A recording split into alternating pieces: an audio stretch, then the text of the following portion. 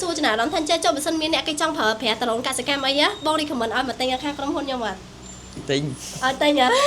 អូខេតពុកម៉ែបងប្អូនឥឡូវនេះហ่ากុំឲ្យខ្ញុំនិយាយថាអូយឃើញតែអ្នកលក់ថតពីតរងតអ្នកទិញអញ្ចឹងចាបងឥឡូវនេះយើងមកថតកន្លែងជាងជួសជុលម្ដងណាជួសជុលអីគេយើងទៅមើលដល់គ្នាមក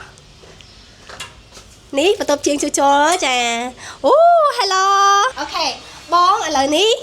បន្ទប់នេះគឺជាងជួសជុលរបស់យើងគាត់កំពុងតែមើលតេឡេរបស់អតិថិជនហើយនេះអតិថិជននៅខាងក្រោយខ្នងតែម្ដងចាអញ្ចឹងបងចំពោះបងប្អូនដែលគាត់មានបញ្ហាមិនថាតេឡេឬក៏ម៉ាស៊ីនភ្លើងឬក៏ដ្រូនអីទេគឺយើងមានបន្ទប់ជាងយើងច្បាស់អញ្ចឹងតែម្ដងហើយក្នុងការឆែកឆេរហ្នឹងគឺគាត់ឆែកមកតំណាក់អញ្ចឹងណាបងចាតេឡេនេះដូចជាអតិថិជនគាត់នៅខាងព្រៃវែងចានៅខាងព្រៃវែងហើយឥឡូវនេះយើងកំពុងតែឆែកឆេរជូនគាត់ហើយអញ្ចឹងចំពោះការសេវាកម្មជួសជុលអីគឺយើងជួសជុលលះតន់ចិត្តពិតមែនអ៊ំពុំមិញតែតើឥឡូវយើងមកសួរអតិថិជនដែលគាត់កាន់ប្រើប្រាស់ផ្ទាល់ហ្មងបងទៅលេងខូចអីគេខូចថ្មខូចថ្មណ៎អូវាអត់លុតតែប្រើអត់លុតមែនអញ្ចឹងហ្នឹងហើយឥឡូវ